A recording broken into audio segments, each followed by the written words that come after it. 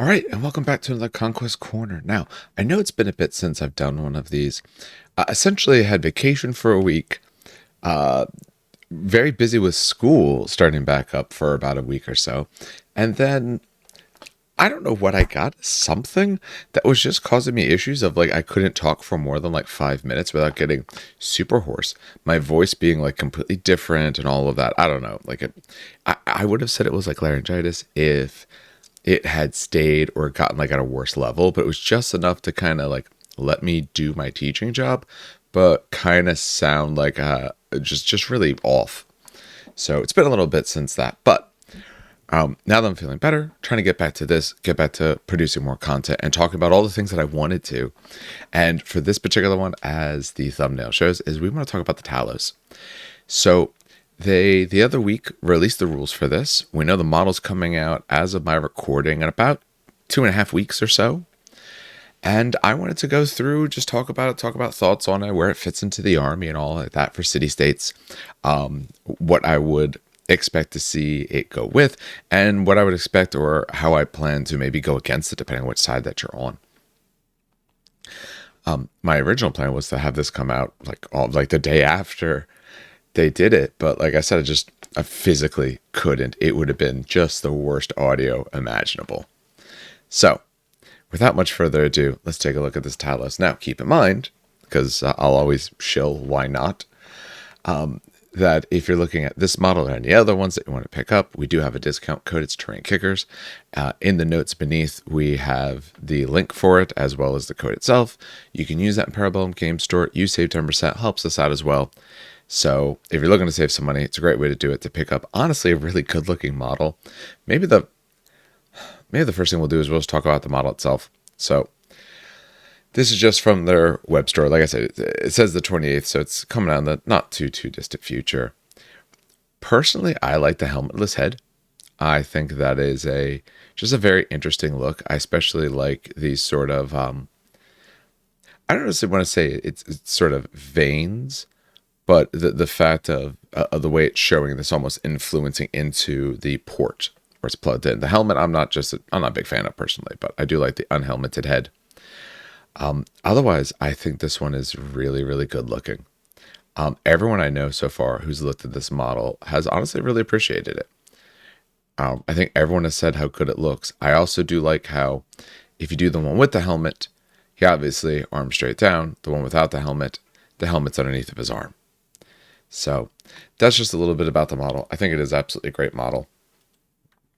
But let's talk about rules and talk about if it's going to work.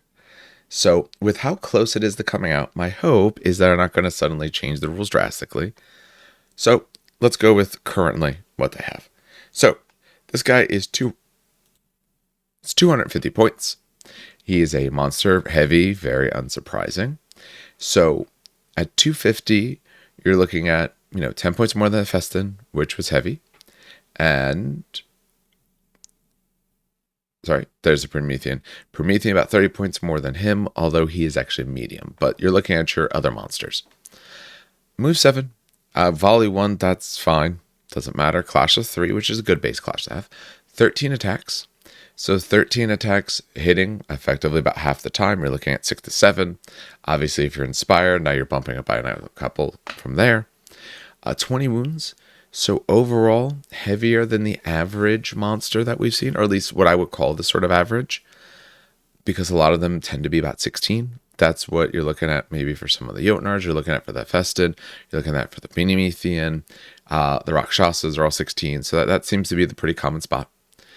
Resolve Force, a very high resolve with a defense 3.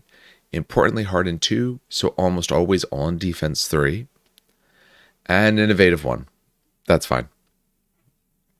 So, base-wise, Cleave 1. So 13 attacks, Cleave 1. Very strong profile there. Has Flank, so comes in on the turn at once. That means if you want to make sure that you can come in from a side, that you could just keep it out until you get to turn 4. Or if there was some particular reason you wanted to wait till turn 5, you could, and I could see there being reasons. If it's kind of just too many things in the middle, or if you're trying to clear out a problem, or the opponent has put themselves where you do need to come in from a side to be effective, but they're geared up to charge anything that comes in the side. So you want to delay, engage them, and then bring something like this on. Fearless, which is great, means don't worry about fear, no terrifying, fearsome or terrifying. So its resolve is effectively a 4. It's not going to be getting reduced. Its defense is a 3. With hardened 2, it's effectively not being reduced. Impact 6 doesn't have any brutal impact, but it does at least get some extra hits when it comes charging on in. Has a shield. So that defense 3 really often is a 4. Now, there are rules that remove the shields that wouldn't necessarily be touching the hardened. And yeah, there's units that it would still be, having some issues against, say, a Varangian Guard who have Linebreaker, remove the shield, and cleave 3. So you are now essentially defense 2. But otherwise, a lot of times you're on defense 4, especially if they're hitting you from the front. You're sitting on 4s. So you're 4s and 4s. It itself is terrifying.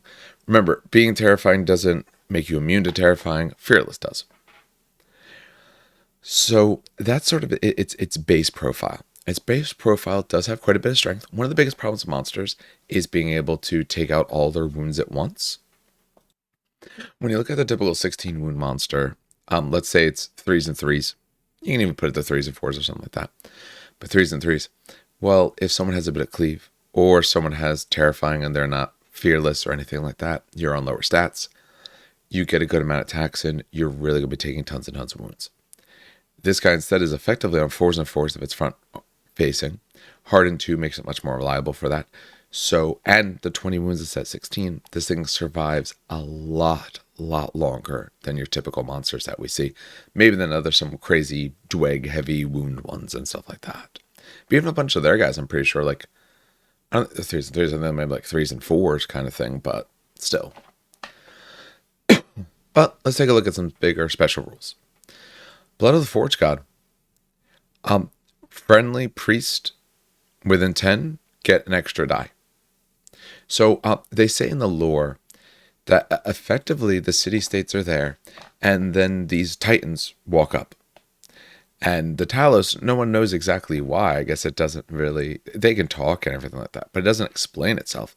But essentially it stands there and helps stand guard and protecting a city-state for potentially hundreds of years.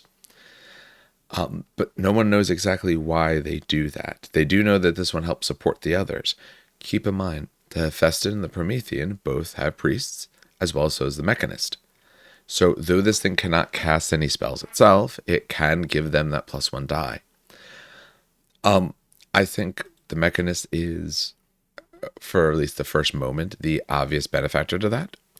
Because the Mechanist has some absolutely great things like torque, but the problem is it's attunement 3 in scaling. So if you have a big unit, you can make them heavy.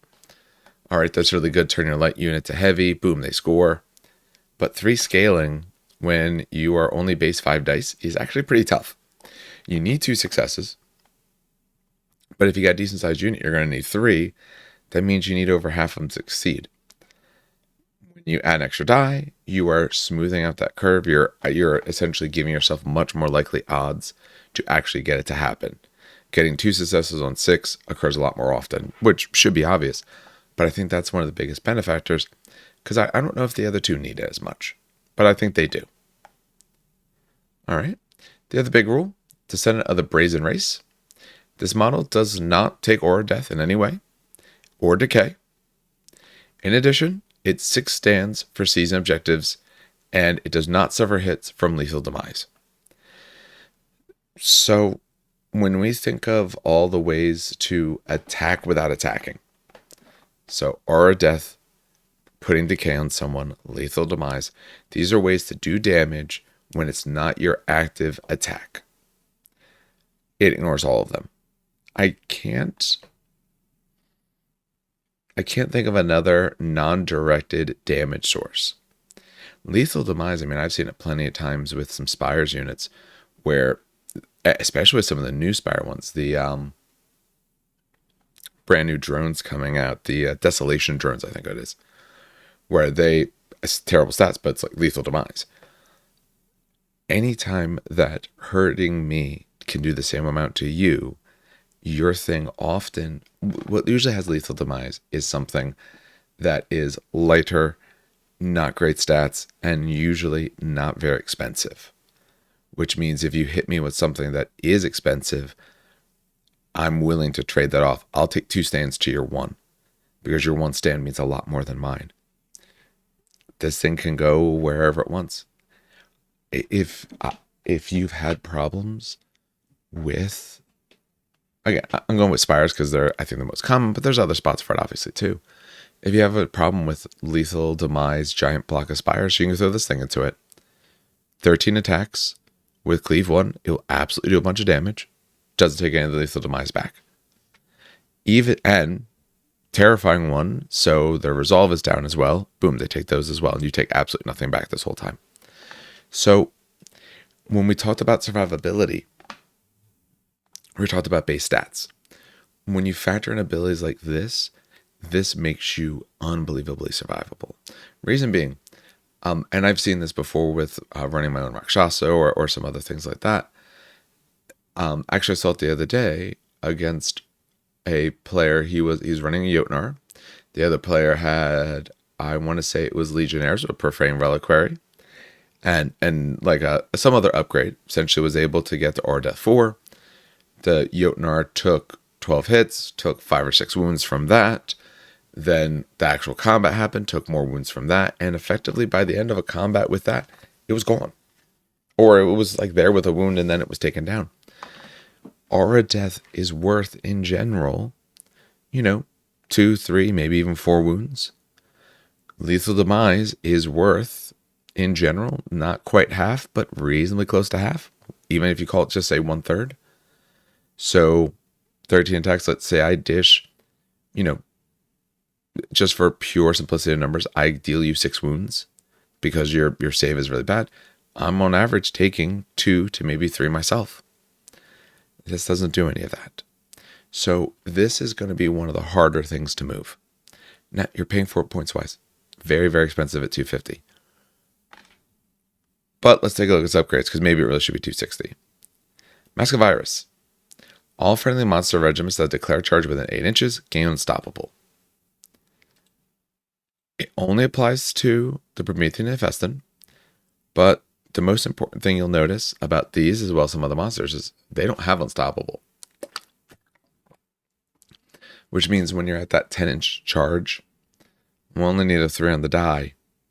Yeah, I don't know about you, but I roll the 1 and 2 constantly. Getting them to have Unstoppable really ups their ability to guarantee that you actually get the charges that you want, and not just the charges that you're assured to have. Set for 10 points. All friendly infantry regiments that declare charge while within 8 inches of this regiment get +1 to the impact. I'm going to go back through and refresh myself on this. There's not a lot of ways for them to get impact naturally. Satori have it, so they can get to impact 3 and all. Your Minotaurs that are in your Hoplites or Phalangites units would. Because keep in mind that when they go into it, they assume the role and everything like that of the unit itself. So they can have it. Just want to go back in and check what I just said. That it is correct. So, I mean, you can get those particular Minotaurs a little bit more. What I will say, 10 points doesn't break the bank. So if I'm running the other monsters, I probably take Mask of Iris, always.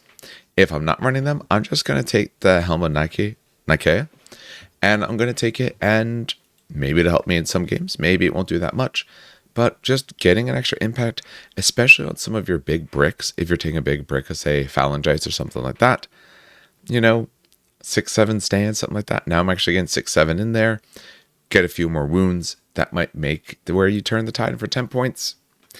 There's always a spare 10 points. And him 260 instead of 250 to potentially give a buff out, worthwhile to me. So, first of all, I do think he's actually very good. I think this is a piece that, one, you're going to see just because it looks really good. It's a great looking model. Will it replace the others? Will it take in concert with them? I have so far been taking lists with 2 Rakshasa, because the 2 different Rakshasa fit very different roles, but they both do a lot of the same things well. They both do a bunch of damage well, but they're better at different focuses. Would I see him being taken with another monster? I think you could. I think it would be reasonably crazy to like go for all three for this Talos who can take him. So he's restricted for the Aristarch. Eidolon doesn't take him. Ipecaros doesn't. Mechanist does, again is restricted. And Polmark takes it. So the infantry essentially take it. Makes sense. So if you take both Hephaestion or Promethean with it, you're looking at about 500 points. So about a quarter of your list. That quarter of your list has 20 wounds on a profile, 16 wounds on the other profile, 13 attacks, 10 attacks here. Notice these ones have hardened 1 instead, so still quite good. Hardened 2 is a little bit better, but still quite good. They just lack the shield, so they're not quite as survivable, but they still do quite a bit. They both have Herald the Forge God, so that's the one where it gets to do a spell. You need 4 successes instead of 2, but you get, because they both have like 2 dice, but you get plus X number of dice where it depends on the number of hits that you had. So at the end, they get to cast magic. Which one would I go with? Probably the Hephaestion. And I picked the Hephaestion because it's a better cleave. And it spells. Really? That's why. When you look at the Talos' job is buffing. It does do attacks, but it does help the people around it as well, and maybe being a standing point or attacking very particular units. If it doesn't care about aura death, lethal demise, and all of that, then if the unit has that, that's the unit it wants to aim for. And they might not be the biggest, heaviest, most important target, but they're a target that is going to be punishing the other parts of your army. So I want my Talos going into the parts that will cause me the most gain from its defensive and denial style nature. Especially, as I said, it counts as 6 stands. So it can go sit on an objective itself. So it's probably not going to be the frontline destruction machine. Which means of the two, I want, if I'm going to write another monster, I want the other monster to be that frontline destructive tile element. And that's the Hephaestion. Partially even just because of its spells. Its spells can do damage to enemies. And said cleave 3 on its attacks. So if I'm going to do that, I take the Hephaestion. Me personally, I probably would. I like running the giant monsters. I know it's not always the best option. It's probably better to take a unit of Thyrenes. Instead, it just doesn't look as cool to me personally. So I do think this is a model that you're absolutely going to see. I think if they run another monster, I think what you would see would be the Hephaestion. Otherwise, I think you're going to want to surround this one with, like I said before, your units of hoplites, your units of phalangites, your Agama would be fine, your Thorketes would be fine. Anyone that will benefit from, hey, I take this 10-point upgrade, have some impact hits. Or let's say if you're taking Satori, then you're getting even extra impact. But also this thing, like I said, it can be the one that goes and engages. At that number of wounds, I also don't mind it being the target for the opponent to hit into. What do I mean by that? We know there's always this sort of trade back and forth, and I might have 2 units, and my goal is to give you the target that I want you to hit, because it's of some bit advantageous to me, or it's less advantageous to you because if you hit the other target, it gets worse. Well, I'll let you hit this so that way my unit of Thorketes can hit you in the side, or Agama, or whatever it is that you want to do. Or I'll tie you down so, the brutes, cavalry, something with some speed, or maybe your chariots pushing to the flanks. Because at essentially 4s and 4s, most of the time, with the 20 wounds, this thing's sticking around. It can take one of those heavy hits. Maybe it can't take like a full beefed out squad of like Thunder Riders, because it doesn't ignore like trample. But other than something like that, it's fine. So if you're a City States player, I think you absolutely take it. I think if you already took one of the monsters, I think you could swap that out and probably still do reasonably good. and get a feel for how it plays. Otherwise, I think you either want to, say, take the upgrade for another monster, grab the Festin, or surround it with some units of infantry, use this as an anchor point, and them as the sort of thrusting spears.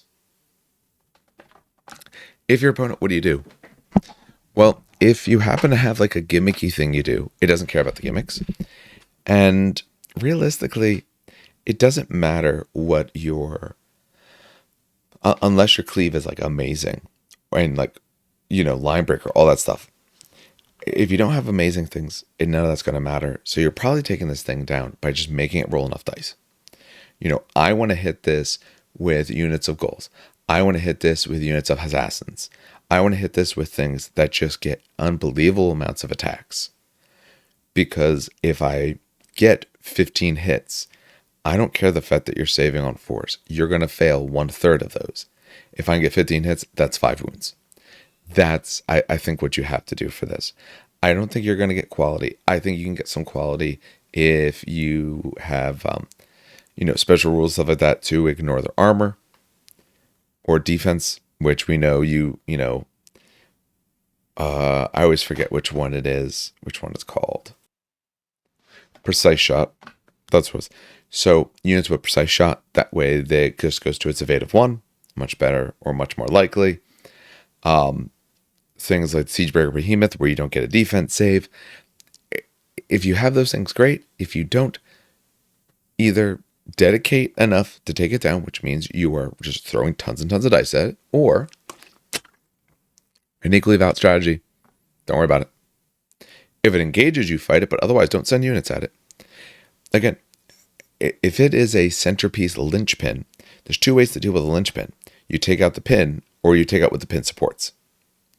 So if you have 250 points put in this, I'm probably pushing my heavier kind of push through units to a different flank to try to eat up some of the other resources you have there. And I'm going to try to do it where if I need to tie you down, I'll find a way to try to tie you down, or at least slow you down, at least speed bump you. It's reasonably late when I'm doing this, or just speed bump you. So get a unit in your way, make it where you have to charge them and fight them, because that's going to delay you a turn. I know you're probably not coming until probably turn 4 to come in from the side. Move 7 is pretty good, but this thing wants to be right around all the other people, so it might want sides. So probably turn 4, maybe 3, but probably 4. Not really attacking until 5. That gives me enough turns to do what I can to the army. Either hit it with something that I think can hurt it, or put something in its way. Something I'm less concerned about. A reasonably cheap unit that will just tie you up for a little bit. And maybe if my dice roll well enough, I'll survive out that round and you're still stuck with me. So I think it's, either you take it out or you forget it. I think both are equally likely strategies, or good strategies. I do think there are monsters where you can't do that with, just because of what they mean and what they can do. Things like, assuming you have armor across the board and not tons and tons of evade, Siegebreaker Behemoth, you kind of can't necessarily just ignore that thing. It is slow, but it absolutely wrecks whatever it hits. Much harder. High level Fallen Divinity. You can't necessarily just, forget about her. And there's strategies against her, but I don't know if that necessarily works, because she is so effective. Whatever she takes, she's just going to be mulching down units. So, I know, but that's my thoughts on the Talos. I don't want to make this one go too long, but if you are a City States player, let me know. I'm curious to see if you're picking one of these up. If you are playing against City States, if you know that your opponents have City States, I know several of mine do. I know Steve does. I know he's picking up one of these. I know once he has it, we're going to be recording some stuff. Recording schedules are going to change a little bit. I know Steve has some issues over the next several months because of some classes-based things. But I know that he said he'll be closer, so maybe we can start recording some more battle reports and all. So as soon as he has it, we'll record about it and all. So do expect to see that. There's a couple of the videos I plan on recording. They're probably just going to be tomorrow instead of today.